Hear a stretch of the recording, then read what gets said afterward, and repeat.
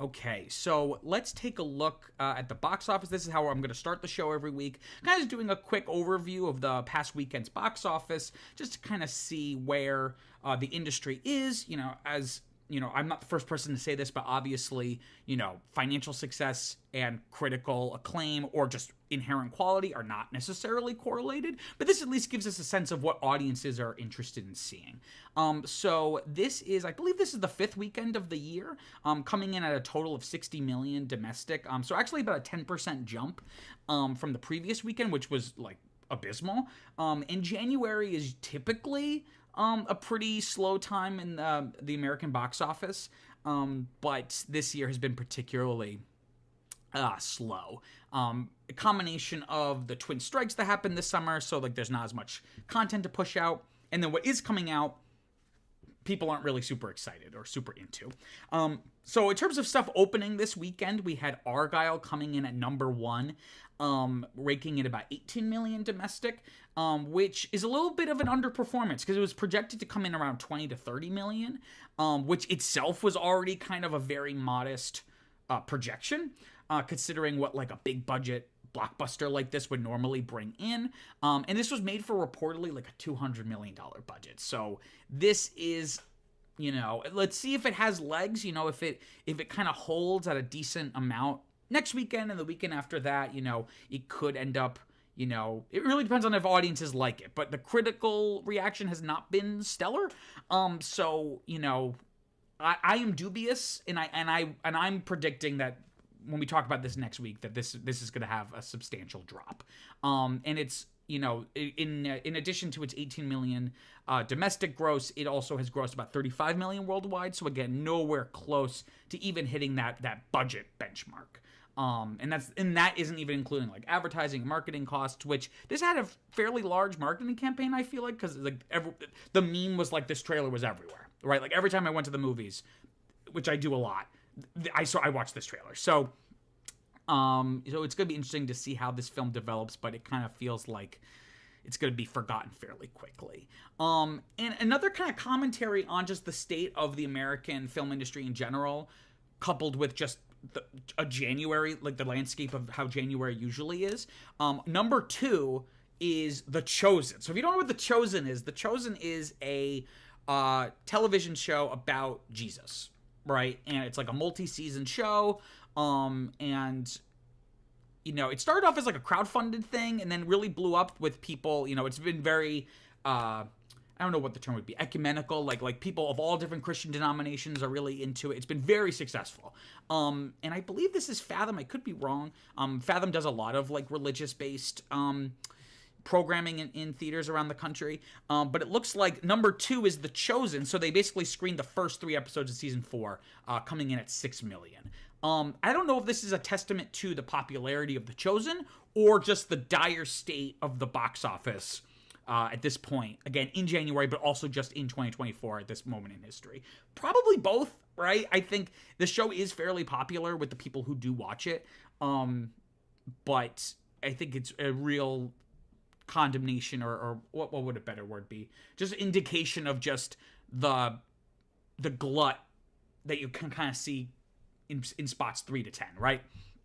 So in terms of films that have already been out that are continuing their run, just a couple notable things here. We got Wonka at number 4. This movie really is the little engine that could. Before this came out, I really predicted that this would be a huge bomb, critically and commercially. And critically ended up doing okay. I still have not seen it, but critically ended up doing okay. And commercially, it's been a tour de force, right? So it's dropped from 3rd to 4th place in its 8th frame. It's been out for like 2 months. And it grossed this weekend about $4.8 million at the domestic box office. Only a 16% drop, right? So it's been holding really, really well. I heard someone compare this before this came out, so they were pretty prescient. They compared this to like The Greatest Showman, whereas that movie also kind of like didn't open huge, but just like kept holding and holding for weeks due to good word of mouth and a lack of any kind of comparable content in the theaters at the time. Kind of a family, Christmassy, blockbustery musical. And that person was completely right. And I'm more than happy to admit I was wrong here. It's grossed about $201 million domestically so far, and $572 million worldwide. So over $500 million this movie has earned. So it's very surprising. Another movie that was very surprising in terms of its success is Anyone But You, coming in at number 7. Only grossing about $3.5 million this weekend. It dropped from 5th to 7th place, but it's also in its 7th frame. So like Wonka, it's been out for a good amount of time. Only dropped about 24%.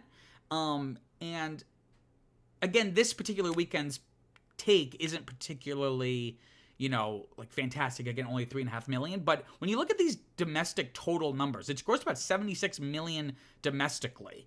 And not only that, it's then grossed worldwide about $152 million, right? And I've seen it. I've reviewed it. You can check it out at cinmancuso.substack.com. A good little plug there. It's a fine movie. It's okay. It's a pretty generic rom-com, really bolstered just by the fact that its two leads, particularly Sydney Sweeney, are just like some of the most beautiful people working in the industry. And people, I guess, want to see beautiful people fall in love, right? So, I think this definitely gives studios maybe some hope to return potentially to this genre, which I'm sure will just result in a bunch of really shitty generic rom-coms, and then they'll bomb, and then we'll kind of just go back into this cycle. But the success of this has been pretty impressive. What has not been impressive, or what has been impressive in terms of how unimpressive it is Mean Girls. So it's coming in at number 6 at $4 million. It dropped from 1st to 6th place in its 4th frame. If you had been following this, it had pretty substantial drops every weekend, and this is no exception, coming in around 42%. And it's only grossed about $66 million domestically and $93 million worldwide. So again, not awful, but I think people really hoping this would be like a pretty, considering the popularity of the original film, right? But I think people who don't like musicals don't want to see this, and the people who are into musicals think it's a kind of a shitty adaptation of the stage musical, which I have not seen, but I have listened to some of it, and I was a little underwhelmed, frankly. But even people who like the Mean Girls musical find this to be a fairly poor adaptation, since a lot of the leads are not necessarily singers or musical theater performers, though Renee Rapp is obviously an exception to that. So it's just really interesting to see, Mean Girls is just kind of one of the bigger disappointments already of the year. Let's see. Couple other notable things here. We have American Fiction coming in at number 8, grossing about $2.3 million. So it actually jumped up a place. It was at 9th last week, and now is up at 8th in its 8th frame. If you were looking at it last week, it films like that, as well as Poor Things, which also came in the top 10. Those films got like a big bump once the Oscar nominations were announced. And that seems to be obviously still dwindling, but again, only 11% drop. It's grossed about $15 million domestic and worldwide, but again, films like that are not necessarily meant to rake in the big bucks. They really, are for the prestige of the creators as well as the studio that's distributing it. And then just one last note, you have Aquaman, the sequel to the original. You have Aquaman and the Lost Kingdom at number 10. Grossing only about $2 million. Dropped from 7th to 10th place, about 26% drop from last weekend.